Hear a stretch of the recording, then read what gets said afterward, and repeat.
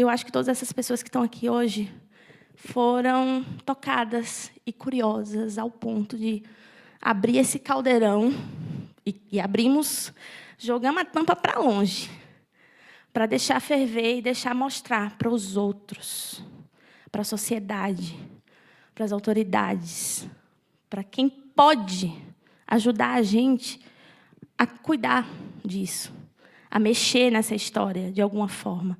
Então, o que eu quero hoje, que cada um que saia daqui, não só com essas informações tão valiosas, tão importantes, com os dados, tudo isso, mas que entendam que esses dados eles têm um contexto, eles têm uma história, e eles têm dezenas e dezenas e dezenas e dezenas de pessoas impactadas.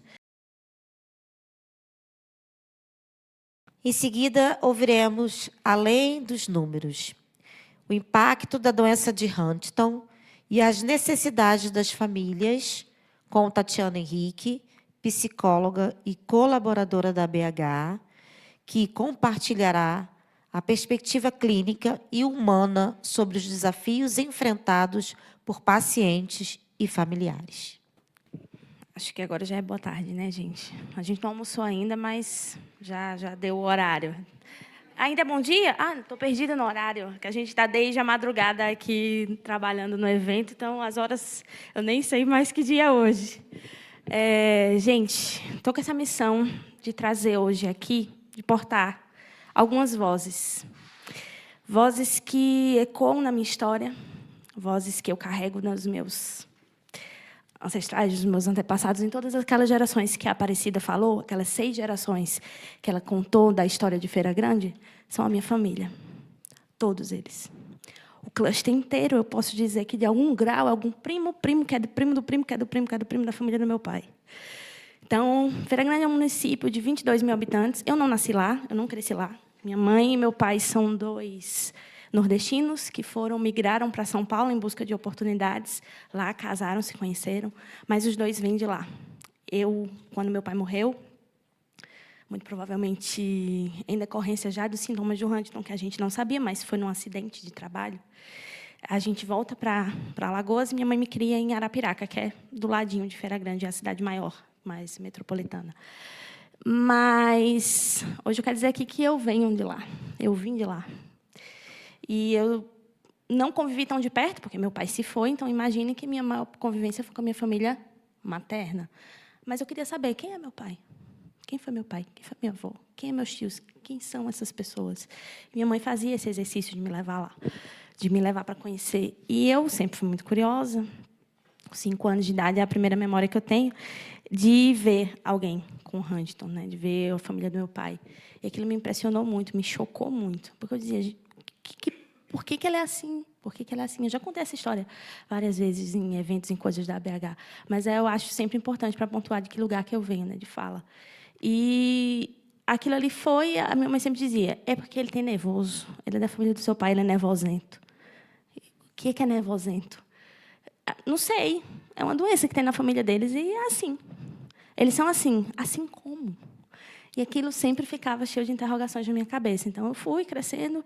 E aí, a doutora Aparecida apareceu em Feira Grande, mostrou, olha, que essas famílias que tem aqui é Huntington. Que diabo de palavra é essa? Como é que se escreve isso? Como é que eu sei o que é isso? Aí eu, na época, eu já era adolescente, assistia Dr. House. Alguém que já ouviu falar dessa série?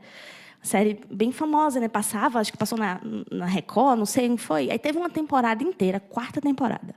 Tem uma das médicas da equipe dele que começa a ter uns sintomas, e aí todo aquele drama dela faz, não faz o teste, como é que é aquela coisa toda. Eu digo, gente, não parece a história da família do meu pai? Que coisa, né? Será que é? Ai, eu acho que eu ouvi falar. Alguém comentou, um primo, alguém comentou que alguma doutora lá apareceu e disse que era um tal de Huntington. O que é isso? Tá, não tinha internet ainda, né? Vou entregar um pouquinho a minha idade, não tinha internet em casa, ainda era na Lan House, a internet não era algo tão acessível. Peguei e fui na Lan House. Huntington, que é isso? Google. Fatal, genética. Oi, peraí. Então, quer dizer que eu estou em risco? Eu gostava de estudar, gostava de biologia, vi autossômica dominante. Opa, eu estou vendo isso na escola. Isso eu tenho 16 anos na época. Estou vendo isso na escola. Autossômica dominante. Meu pai tem. Será que eu vou ter? Mãe, como é que é isso? Primo, tio? Silêncio. Ninguém sabe. Ninguém sabe me explicar. Ninguém sabe me dizer. Só fiquei com essa informação, viva e durma com ela. Começo a ver meus tios apresentando sintoma.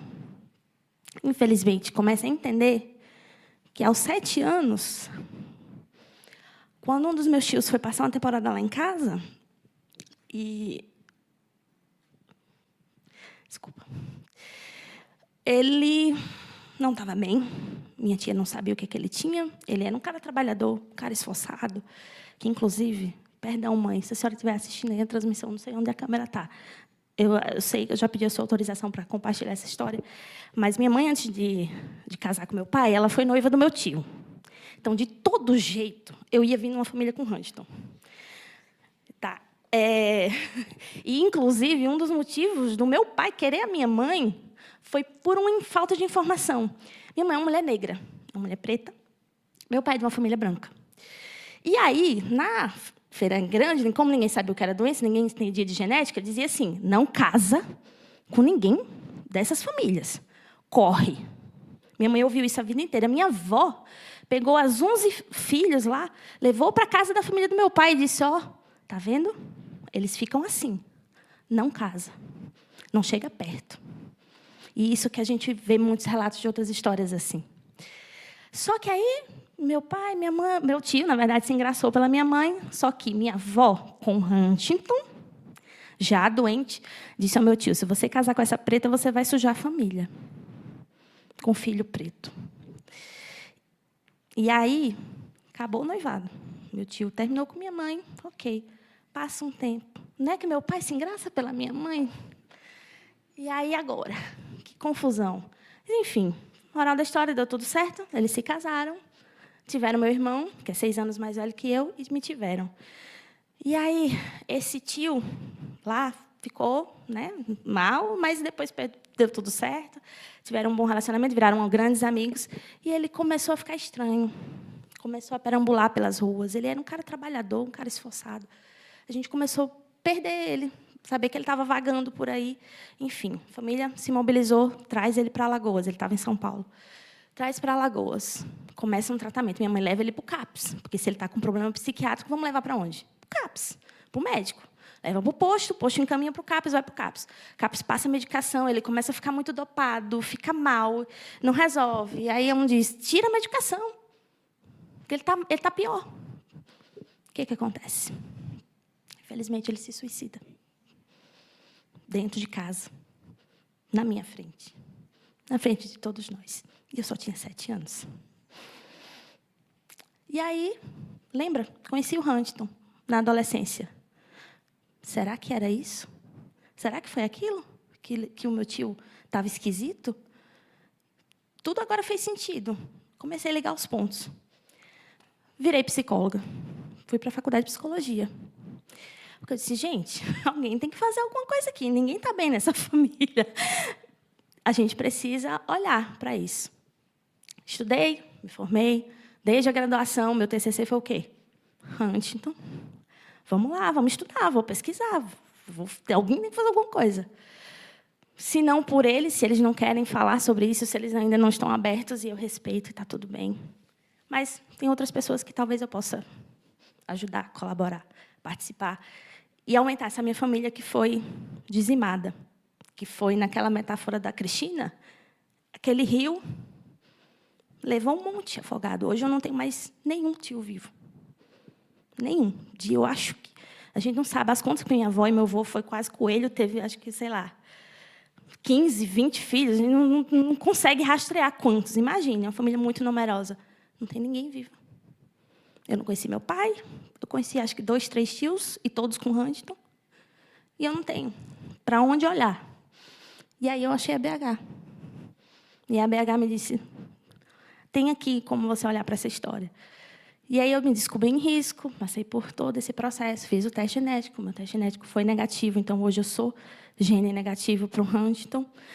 E me emocionou muito a fala do Mário, porque aquela pequenininha que está ali dormindo no colo da minha amiga Lívia é minha filha, de 1 aninho de idade. E acho que quem é pai, quem é mãe aqui sabe o quanto que a maternidade, o quanto que é um tema sensível, principalmente para as famílias de Huntington. As nossas famílias é um dos temas principais que eu queria destacar aqui. É isso. A gente não fala desses números. E depois alguém me ajuda aqui, só colocar meu slide, por favor, que eu já engrenei aqui na fala, e eu não dei continuidade.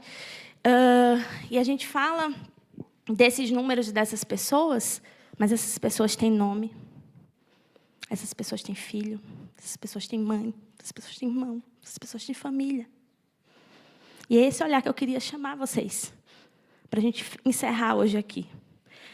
E eu, como psicóloga, sei que essas palavras podem despertar emoções intensas, tá? Tanto quem está aqui, quem está ouvindo, quem está assistindo a transmissão. E eu quero dizer que, por mais difícil que elas sejam, se a gente não olhar para elas, se a gente tentar abafar, tentar sufocar essa dor, silenciar, calar ela, pode até parecer que está resolvendo. Pode até tampar, num primeiro momento. Mas não resolve. Só abafa. Mas o vapor está ali. E a panela está fervendo. E está fervendo, está só abafado. Você só não está vendo. Mas aquilo ali, uma hora, vai lançar essa tampa para fora e aquilo pode explodir. Então, quando a gente, mesmo com dor, vai lá devagarinho, pega um paninho, vai empurrando um pouquinho essa tampa. Vamos olhando para esse caldeirão que está fervendo aqui, que está fervendo há tantas gerações, que está fervendo há tantas vezes na tua história. Abra um pouquinho. Tenha essa coragem, mesmo com dor, de permitir ser vulnerável, de permitir entrar em contato com essa dor e ressignificá-la, e tentá-la transformar em ação, tentar colocar ela em algum lugar. Pela experiência na literatura científica, quando a gente estuda, né, os impactos psicológicos, a gente sabe que o enfrentamento de uma condição, coisas tão graves assim, há uma tendência maior de que quanto mais você busca informação, quanto mais você partilha com outros, há uma tendência de aquilo ali você conseguir realocar melhor aquelas emoções e dar um outro sentido, um outro significado.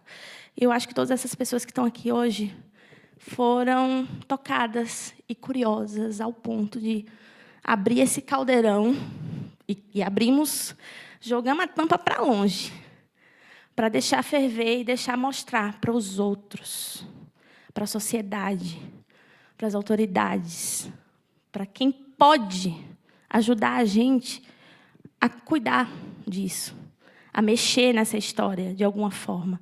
Então, o que eu quero hoje, que cada um que saia daqui, não só com essas informações tão valiosas, tão importantes, com os dados, tudo isso, mas que entendam que esses dados eles têm um contexto, eles têm uma história, e eles têm dezenas e dezenas e dezenas e dezenas de pessoas impactadas.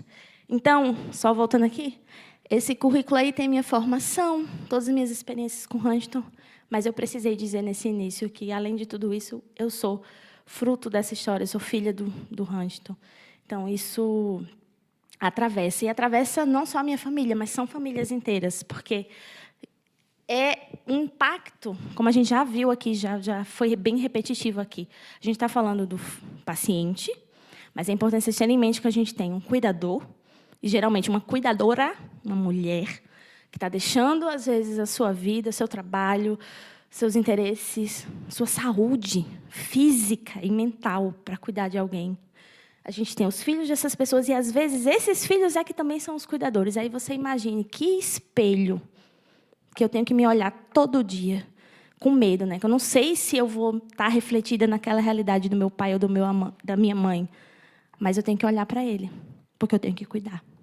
Então, você imagine o nível de desgaste, de estresse que isso causa nessas famílias, nessas pessoas. Então, mais do que movimentos involuntários, quais foram outros dados que eu queria destacar aqui para a gente? 70% relataram dificuldades cognitivas e emocionais. Como é que isso se traduz na prática, né? E aí, só para dar um outro contexto. Eu já estou na BH não lembro agora desde quando, mas acho que eu comecei os primeiros contatos em 2017, 2018, na época que eu estava fazendo TCC. E aí, formei, fiquei, comecei voluntária e hoje atuo com eles, coordenando os projetos, coordenando os atendimentos. Lembra, vou voltar, gostei muito da metáfora de Cristina, quando ela fala da metáfora do rio, dessa parte do auxílio, de alguém que está lá para dizer assim, é por aqui, vem cá, recebi o diagnóstico agora. O que isso significa? Como é que isso vem para a minha família? Geralmente é comigo que essa pessoa fala na rede social e a gente marca uma conversa, eu sento, oriento, escuto, acolho, digo, ó, procura médico tal, em tal lugar, eu vou procurar a indicação para fulano, para ciclano, esse trabalho que hoje eu venho, aos últimos 6, 7 anos, trabalhando na BH nessa frente. E como é que eu vejo na prática esse tipo de dado aqui? 70% relatam dificuldades cognitivas emocionais. Tem um outro dado que aparece nas pesquisas, né, descritivas clinicamente da doença, que é quando é que a gente faz o diagnóstico da doença? Quando é que a gente suspeita, geralmente? Por quê? Lembra da fala do doutor Pedro? São 3 blocos de sintomas, certo? Motor, que é o mais proeminente, que é o mais identificável, visível, mas tem outros 2 blocos, cognitivos e comportamentais. Quem começa primeiro? Como é que a gente sabe? Então, geralmente, um critério médico a gente vai fazer o diagnóstico quando tiver sintoma motor. Porque as pessoas podem ter problemas de ordem cognitiva e emocional, psiquiátrica, por outras razões, certo? E até num contexto familiar. Tão desgastado, é esperado, é natural que aquelas pessoas possam apresentar algum tipo de distúrbio emocional, enfim, alguma questão. Então, a gente não usa isso como critério diagnóstico. Mas, entretanto, é muito importante saber que a literatura aponta que esses sintomas, às vezes, aparecem antes, décadas antes, às vezes, do sintoma motor. E aí, essas pessoas vão relatar, olha, já tem muito problema emocional, cognitivo, que está aparecendo muito antes do motor. E isso é muito relevante. Por quê? Quando é que a pessoa sai do mercado de trabalho com Huntington? Às vezes, só quando o sintoma motor já impediu ela ali de estar desempenhando as atividades. Só que, às vezes, ela foi demitida porque o comportamento dela mudou. Às vezes, ela foi demitida porque o cognitivo dela não está mais como antes. Então, ela não está conseguindo trabalhar do mesmo jeito que ela trabalhava antes. Como é que a gente prova? O que essa pessoa tem? Qual o problema dela? Então, se a família não se informa, se o Estado não se informa, se o médico, às vezes, infelizmente, não se informa, não sabe, ela vai para o médico. Tem alguma coisa aqui acontecendo. É emocional. Eu escuto muito isso, né, em minha área. E aí vem para mim, não, é problema só psicológico. Beleza, vamos avaliar esse problema psicológico, vamos dar o atendimento, mas não é só isso, às vezes, que está ali. E aí, esse dado, essa informação é muito subestimada. E é um dado importante, porque a gente precisa olhar para ele e dizer, tem alguma coisa acontecendo aqui. 40% tem distúrbio do sono, e aí você imagine o que é você viver com tudo isso, e todas essas pessoas com todo esse cansaço. Eu, como mãe, no último ano, sei o que é estar sem dormir. Então, é complicado, é muito difícil você conseguir trabalhar, você conseguir executar bem as suas funções. 50% vão enfrentar problema de convívio social e familiar, então o isolamento é muito forte. Não só por parte das famílias, pelo medo, pelo estigma, pela vergonha, porque como é que eu explico isso para as pessoas? Como é que eu falo para os meus amigos? Como é que eu falo para a minha empresa? Como é que eu falo? Como? O que eu falo? Quando eu falo? Eu deixo a coisa ficar mais grave? Eu aviso logo? Eu tento correr atrás? São muitas perguntas. Não tem uma resposta pronta, nem única para todas elas. Por isso que a gente precisa escutar cada contexto, cada realidade, e entender o que faz sentido para aquela pessoa, para aquela família, para aquela dinâmica, para aquele, dependendo da função. Então, às vezes, tem pessoas que trabalham com funções perigosas. Já recebi pessoas na BH que trabalhavam com alta tensão, com cirurgiões. Como é que eu faço? Se eu estou começando a tremer agora, o que eu faço? Como é que eu exerço minha profissão aqui? Então, são muitas particularidades que precisam ser levadas em consideração para a gente entender o impacto disso no trabalho, o impacto disso na família, o impacto disso nas amizades, em todas as coisas que são importantes, que trazem vida para essas pessoas, que trazem dignidade. Então, isso vai viabilizando esse trabalho e reduz essa participação social. Então, aquela pessoa que, às vezes, saía, que curtia, que tinha os amigos, de repente, às vezes, todo mundo some. E você vai para onde agora? Você faz o quê? É um tipo de experiência que precisa ser olhada. E aí, outro dado que a gente também captou nesse mapeamento foi: Huntington não é só uma notícia médica. Não é só eu chegar para o paciente e dizer, então, veja só, senhor, senhora, a senhora tem uma doença genética, seus filhos agora têm 50% de chance de desenvolver. E é isso. Como é que eu reajo a isso? Emocionalmente. Por isso que a gente alerta sempre. Faça um acompanhamento psicológico. Busque informação primeiro para dar esse passo, porque eu sei que é um direito, é uma coisa que você pode, se deve, se você quiser, sentir necessidade, mas você precisa estar preparado para isso, porque isso pode mudar muita coisa na tua vida, na tua cabeça. Isso precisa ser avaliado. E 57% dessa amostra contou que teve reações muito negativas ao diagnóstico. E 31% esse desconforto social, de como falar disso, medo, discriminação. Então, isso é um tipo de dado que traz para a gente, reforça tudo isso que a gente acabou de falar aqui, do quanto essas pessoas precisam ser acolhidas, ser vistas, serem reconhecidas, para que elas consigam falar, não tão abertamente, porque eu sei que é difícil, mas, pelo menos, as pessoas não escutem como se elas estivessem falando grego, mandarim, falando alguma coisa muito esdrúxula e que ninguém nunca ouviu falar. Então, a gente precisa romper esse ciclo. E aí, outra experiência que eu trago aqui, quando a doença também ela é desigualdade. Por quê? Vocês imaginem, teve acho que tem aqui, ali, está lendo logo no final. Metade gasta até 1.500 por mês com a doença. Vamos pensar, gente, aqui, na situação da média de renda do povo brasileiro. Vocês imaginem. Façam as contas aí de vocês. Eu não sei como é a realidade socioeconômica de cada um que está aqui ou quem está ouvindo. Mas vocês imaginem o tamanho. Isso aqui é uma média. Tem pessoas que vão desviar dessa média, vão precisar de mais. E, na verdade, eu acho que quase todas elas vão precisar até de mais. Isso é o mínimo, é a média. Para você ter o básico. E, às vezes, isso falta. O que mais eu escuto? Às vezes, no atendimento na BH. Foi negado meu auxílio-doença. A pessoa com um laudo, com um diagnóstico genético, vai para o INSS pleitear ali o auxílio-doença, ou quando não tem contribuição. Porque o que acontece? Muitas vezes essa pessoa já teve tantos prejuízos cognitivos e comportamentais que ela está fora do mercado de trabalho. Então, o que acontece? A maioria das vezes, ela parou de contribuir. E o INSS é o quê? É um seguro. Se você não contribui, você não está segurado. E tem um período. Parou de contribuir por aquela janela ali, está fora. E aí a pessoa vai lá, recebeu o diagnóstico, aí lembra da dificuldade de receber o diagnóstico, o tempo, a demora, a dificuldade de acesso ao teste. Aí, quando ela finalmente conseguir, doutora, conseguiu o exame, conseguiu o laudo, vou para o INSS, negado. Eu escuto isso, acho que dia sim, dia não, dia também. Sempre. Foi negado. E agora? Recorre, busca, vai atrás, tenta um recurso, tenta outro, negado. Vai atrás de advogado, sem dinheiro, se endivida, faz empréstimo, vai para a defensoria. São anos. E essa pessoa está vivendo do quê? Como é que ela gasta esses 1.500 por mês? Da onde isso sai? Às vezes, tem família para recorrer? Essa família tem condição? Essa família tem estrutura emocional também para se apoiar? Porque, lembra, Huntington mexe nas relações.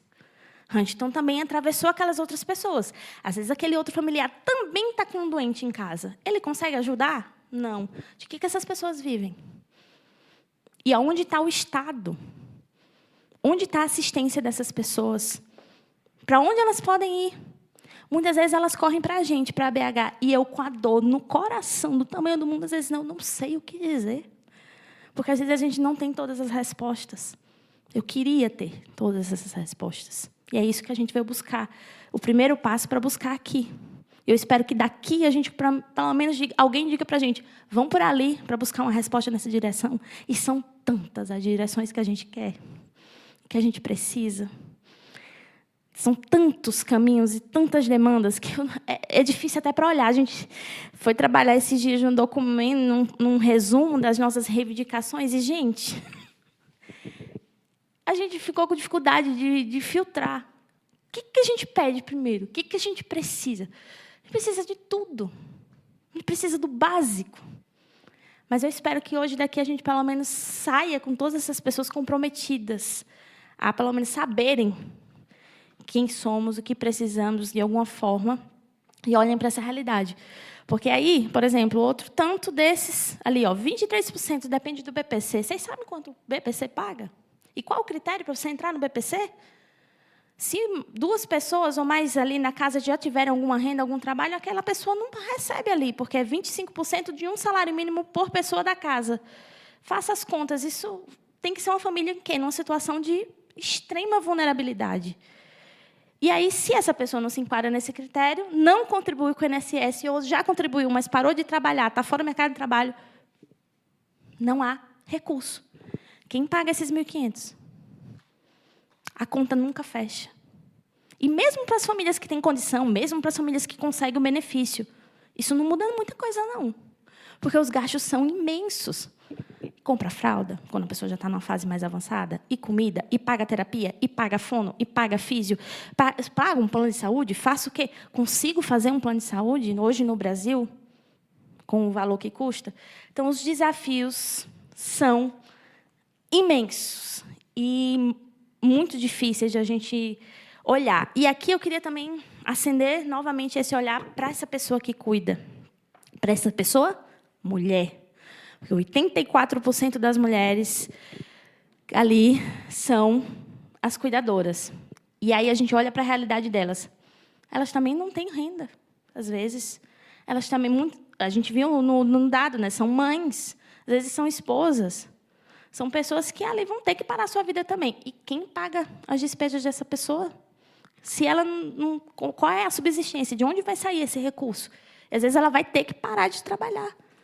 Ou vai ter que fazer um malabarismo absurdo para pagar alguém, para arrumar alguém, para dividir com alguém. E, às vezes, a pessoa não sabe nem como pedir ajuda. Que aí é uma outra coisa que a gente tenta trabalhar, principalmente no serviço de psicologia que a gente presta, que a gente tenta suprir com essa lacuna. A gente fez uma parceria com a Universidade Presbiteriana Mackenzie desde 2020. Então, desde a época da pandemia, a gente inaugurou um serviço, escola, com voluntários e estagiários de psicologia da instituição, para a gente criar ali um programa que a gente já teve mais de 400 famílias atendidas, 400 pessoas já passaram por essa nossa rede. Felizmente, a gente queria ter vaga para todo mundo, mas é limitado. A gente queria ter mais tempo de terapia para oferecer para essas pessoas, mas também é limitado. Mas a gente oferece ali, pelo menos, um primeiro espaço de escuta, de acompanhamento. E a maioria do nosso público são mulheres, inclusive bateu certinho com esse dado. 84% do levantamento que eu fiz são mulheres cuidadoras, ou filhas, ou irmãs, ou mães, geralmente sempre ali nessa posição de cuidado. E até quando vem algum homem, muitas vezes ele tem ali uma figura feminina ajudando. Então, às vezes, é um esposo que conta com a ajuda de uma irmã, conta com a ajuda de uma mãe, conta com a ajuda de uma filha. Sempre tem alguma mulher ali envolvida nessa dinâmica de cuidados. E a gente observa que uma das maiores barreiras, uma das maiores dificuldades é: como é que eu falo para as pessoas que eu preciso de ajuda? Será que não estão vendo? Está óbvio aqui que eu preciso de socorro. E por que ninguém me estende a mão? Será que eu tenho que pedir? E aí, às vezes, a gente tem que olhar para aquela realidade, acolher aquela dor, entender que, sim, é natural essa indignação, que ninguém está vendo essa dor, que ninguém está fazendo alguma coisa, mas, às vezes, a gente precisa trabalhar essa pessoa para dizer: tá, vamos lá. Quem que a gente tem a recorrer? Já recorreu ao Estado? Já foi para essas vias? Não deu nada certo? Vamos olhar para o seu entorno. Tem familiar? Tem parente? Não tem? Amigos? ABH? Para onde que a gente vai? Então, a gente, às vezes, acaba tendo esse tipo de conversa com as cuidadoras para buscar fortalecer essas redes de apoio, porque alguém precisa cuidar dessas pessoas também. Nem que seja, no mínimo, para escutá-las. Para escutar, como a gente faz virtualmente ali, abrindo uma chamada de vídeo e ficando ali 50 minutos, 1 hora, 2 horas com aquela pessoa para acolher e estender ali os nossos ouvidos e as mãos para apoiar. E também é importante ressaltar o futuro. Quem são esses familiares que também precisam de cuidado e que, às vezes, vão estar ali vivendo esse desconforto ali, ó, 70% dos familiares convivem com o desconforto frequente. Você imagine o que é você viver com esse tipo de desconforto, de ter que lidar com o meu fato de estar em risco e eu ainda, às vezes, tenho que cuidar de alguém. E aí é aquele espelho lá que eu falei. Como é que eu faço isso? Então, o desconforto, às vezes, o desgaste psicológico fragiliza muito as relações. Então, a gente tem vários relatos, infelizmente, de famílias inteiras com seus vínculos rompidos.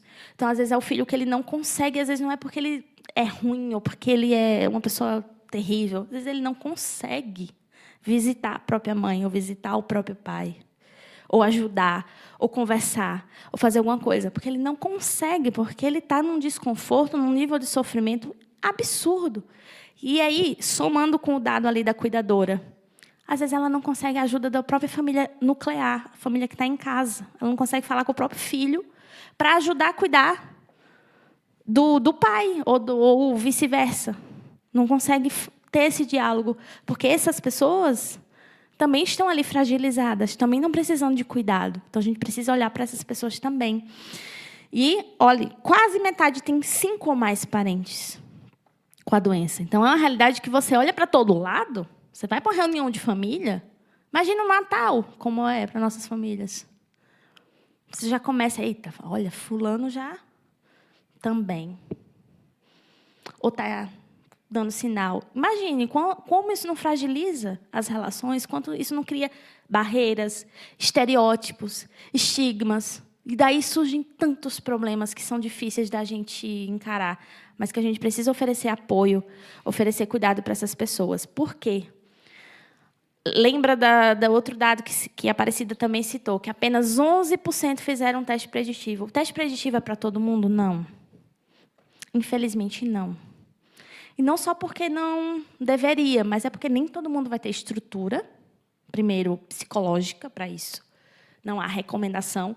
Por isso que a gente sugere que seja avaliado, que seja cuidado primeiro para dar esse passo. Porque depois que você der esse passo, você abrir um caminho aí que você vai ter que navegar por ele. Você vai ter que andar. E qual é o sapato que você está calçado para andar nessa estrada? Você vai querer andar com um sapato de neve no terreno do sertão? Alguma coisa não vai dar certo. Ou então andar na neve com um chinelo havaiana. Como é que você vai atravessar essa jornada? Então, o teste preditivo ele precisa de responsabilidade, mas ele precisa existir de alguma forma como opção para quem precisa, para quem quer, para quem pode fazer. E a gente não tem essa realidade. E isso impacta nessa cascata inteira de pessoas, às vezes, ali, gerações. E uma outra coisa que, às vezes, eu escuto, e é difícil de escutar, e é difícil de responder, que é, eu ouvi isso como pauta esses dias, alguém mandou nas redes da ABH. Por que vocês não incentivam as pessoas a se testarem? A gente precisa acabar com essa doença. É o único jeito. E eu entendo essa pessoa. Ela fala de um lugar de dor, de desespero. Ela não quer que o filho, a filha, mais ninguém tenha essa doença. Ela quer que aquilo acabe, quer que aquilo pare ali. Mas esse é o único jeito de parar? Essa é a única coisa que a gente tem para oferecer? É quase uma castração? A gente acabar, dizimar uma família, acabar com aquele nome? Acabar com as nossas histórias? Será que a gente não tem o direito de existir? Eu penso muito nisso. Pensei muito nisso para ter filhos. Será que, mesmo antes de ter a minha filha, e antes de fazer o teste preditivo, eu engravidei. E eu descobri, eu estava no meio de um congresso de Huntington, lá na Colômbia. E aí eu estava em risco ainda, não sabia. E eu estava recém-casada, fui para o congresso, inclusive, logo depois do meu casamento, eu deixei meu marido e fui, porque eu ia palestrar lá na Colômbia, no congresso, e aí eu comecei a perceber que algo de errado não estava certo, fiz o teste, estou grávida. Agora, vocês imaginem a minha cabeça, 4 dias vendo Huntington e vendo comunidades inteiras, porque lá, é uma informação que a gente não comentou aqui, lá na Colômbia e em Venezuela, são assim, uma situação assustadora. E o número de crianças com Huntington, e o número de crianças em risco é desesperador. E a situação de miserabilidade também. E a gente foi lá. E aí eu lá, Vendo aquilo ali, olhava para minha barriga e pensava, eu chorei o Conores inteiro. Eu digo, meu Deus, as pessoas vão pensar que essa psicóloga está... Assim, o que está acontecendo? E eu sou gente, tá? Psicóloga é gente. E a gente tem que ter medo das nossas emoções, das nossas lágrimas. Eu mesmo chorei a fala do Mário todinha ali. Vai estar lá na gravação. Toda vermelha, toda lavada de lágrimas, porque é honesto, é genuíno. A gente tem que deixar fluir de alguma forma. E eu chorava o evento todo. Eu digo, meu Deus, o que eu fiz na minha vida? E agora eu vou colocar essa criança no mundo? Não. Voltei, foi aquela alegria, mas eu não consegui ser feliz plenamente. E, infelizmente, eu acabei perdendo esse bebê. E aí foi isso que me disse, caramba, o que eu faço agora? Vou tentar de novo, mas eu vou tentar de novo em risco? E agora? Será que eu faço? Terapia, né? Vamos fazer o nosso dever de casa, que aqui é casa de ferreiro, espeto de ferro. Não pode ser espeto de pau. Vamos se cuidar, vamos lá. Fiz meu preparo, testei, deu negativo. Ok. Mas eu ainda tenho família. Eu ainda tenho irmão. Eu não sei, eu tenho sobrinha. Será que eu vou precisar cuidar de alguém? Então, é um dilema muito delicado. Não é para qualquer um. É muito difícil. São decisões pessoais, íntimas, mas que são também questões coletivas. E que precisam ser olhadas por quem pode fazer alguma coisa, por quem pode oferecer acolhimento, por quem pode oferecer algo para essas famílias. E aí, só reforçando, todas essas histórias que eu contei aqui, a minha e de tantas outras pessoas que estão falando através dessa minha voz, eles repercutem não só como esses números, como aqueles mapas belíssimos que a gente colocou aqui hoje. Eu queria que vocês lembrassem que cada uma daquelas bolinhas ali, elas não são só números. Elas são vozes, elas são gritos de desespero, pedindo urgência. Urgência para olhar para essa causa. A gente não pode mais ficar tão invisível assim para a sociedade. E o que a gente precisa? Aí o desafio. Eu sintetizei ali só naquelas linhas, mas assim, tem tanta coisa de fora ali que eu tenho até vergonha de botar só isso aqui na tela. Porque se eu fosse colocar realmente tudo que precisava, a gente ia ficar aqui até amanhã, em um pergaminho ia sair daqui hoje. Mas só para destacar, protocolo de diretrizes clínicas, a gente não tem um básico. A gente não tem um protocolo para o médico chegar, você chega lá no médico, o médico dizer, então, o melhor tratamento para isso daqui é isso, o medicamento é esse, vamos cuidar disso, faz tal terapia, tal físio, tal fono, não. O que a gente vê na prática? O que eu vejo na prática? A pessoa ficou anos diagnosticada como Parkinson. Como ela. Aí toma remédio o quê? Para Parkinson. Faz o quê? Cuida do quê? Como se fosse Parkinson. E aí? Não é Parkinson. Tem outras particularidades. A gente não tem um protocolo para dizer como é que cuida dessa doença. Básico, a gente não tem. E, às vezes, nem as pessoas pagando consultas particulares, e aí volta para aqueles números dos gastos. Às vezes a pessoa paga consulta particular, chega no neuro e não é culpa nem do neuro, que ele não tem culpa. Coitado, a maior parte não tem como dar conta de tantas particularidades. Eles pagam a consulta e o que mais eu escuto é: ficou do mesmo jeito, não fez nada, não vi diferença. Juntei a família toda. Por quê? Porque, às vezes, a gente não tem orientação para passar nem para o profissional. O que dirá para as famílias, para saber onde procurar, o que procurar. Então, a gente precisa disso. A gente precisa entrar no rol de uma doença grave incapacitante. Eu acho que já está claro para todo mundo aqui que é uma doença grave. Eu acho que ficou óbvio para todo mundo aqui o quanto que é grave, o quanto que é incapacitante. Então, a gente precisa entrar nesse rol. Precisa ser reconhecido da forma como a doença é. Programa de reabilitação, porque como é que a gente cuida, né, desses cuidados? Suporte e capacitação para esses cuidadores. Então, a gente precisa dar algum nível de suporte, algum tipo de programa que proporcione esse cuidado. Esse aconselhamento genético para essas famílias. Então, como é que a gente informa o resultado? Como é que a gente informa o diagnóstico? Como é que a gente orienta quem está em risco? Às vezes, as famílias chegam e dizem: agora, meu marido ou minha esposa testou positivo. Como é que eu falo isso para os meus filhos? Quando que eu falo? Como que eu falo? E aí, novamente, essa pergunta, às vezes, bate aonde?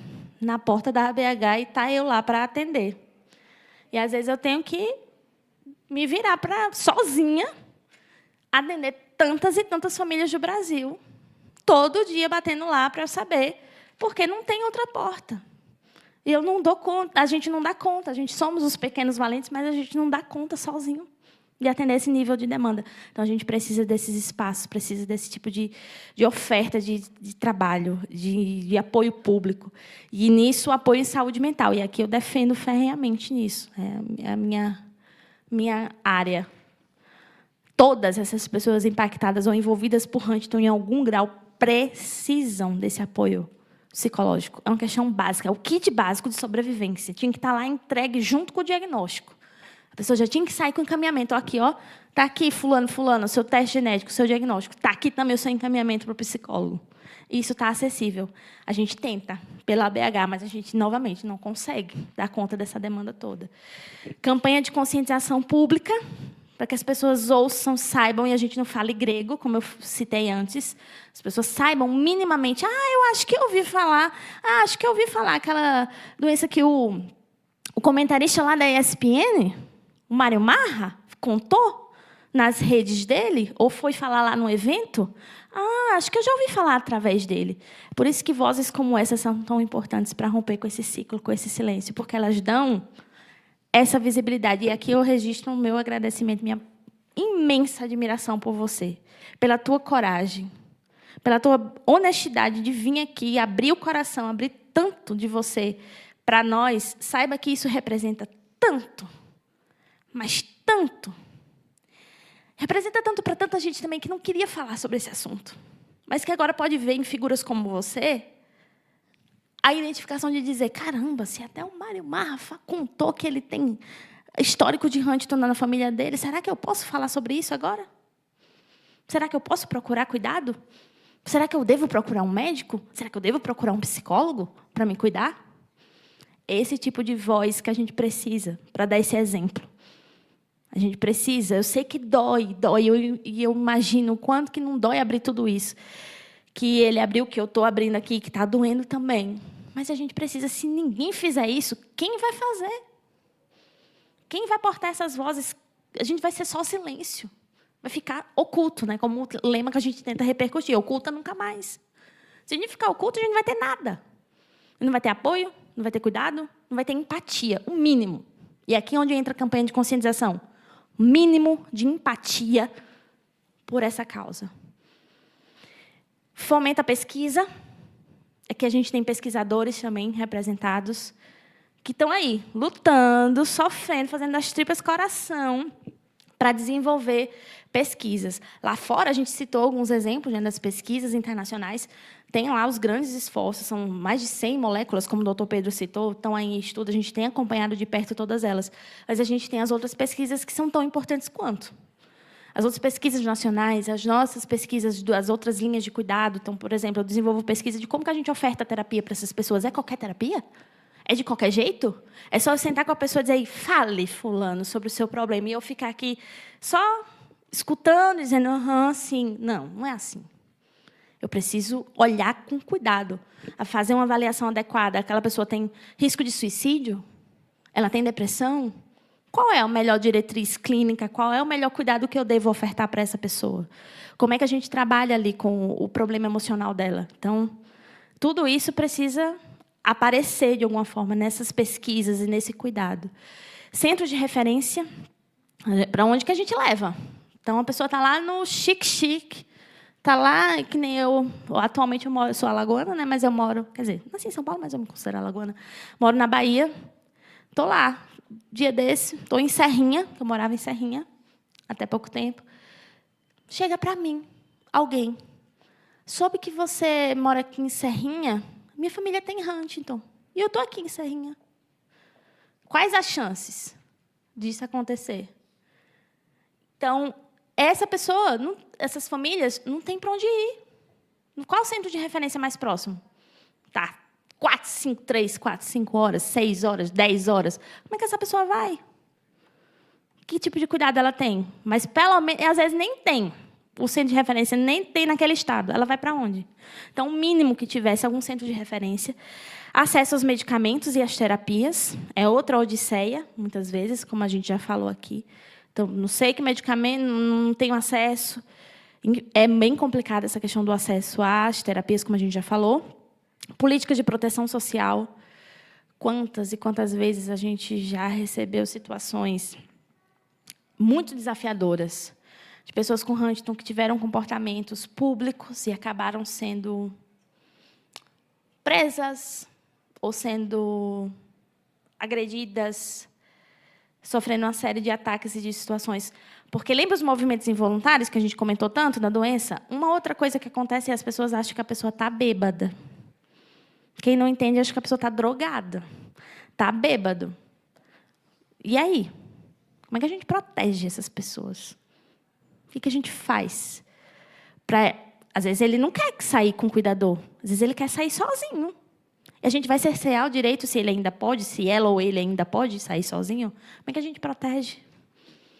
O mundo não está muito preparado para receber, os lugares, os ambientes não estão preparados para receber, às vezes, uma pessoa com Huntington. Como é que a gente protege essas pessoas?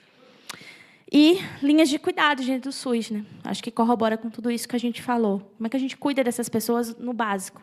A gente não vai conseguir, amanhã, ter todas as terapias e todos os centros de referência e casas especializadas. A gente quer chegar lá, é o alvo. Mas o que a gente precisa do primeiro passo, do primeiro degrau? Uma linha de cuidado, algo que seja específico para essas famílias.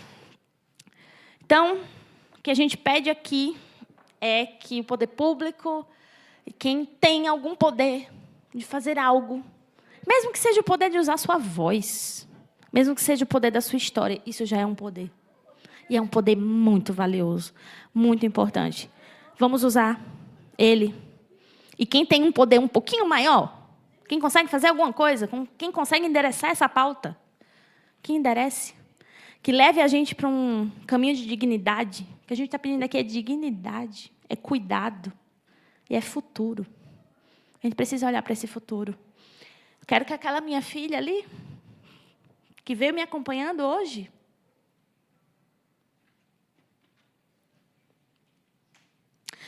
que ela cresça sem as marcas que eu tive.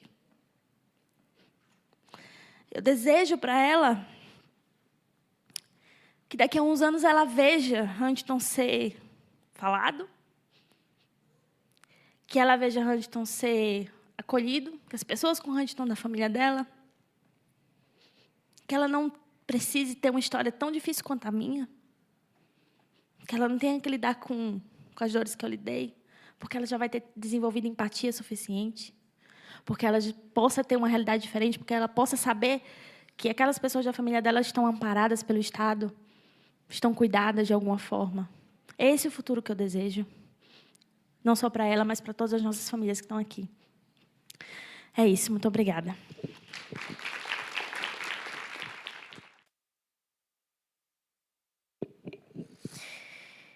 Quebrando de novo o protocolo, né? Vamos falar com a Tati. Tatiana da BH, quem não conhece? Não é verdade? Todos nós que somos familiares, né? As pessoas com DH que estão aqui, os presentes na mesa também, todos conhecem a Tatiana. Tatiana é a cara da BH, não é? Então, Tati, a Tatiana ela tem uma escuta muito ativa. Que sorte a nossa, né?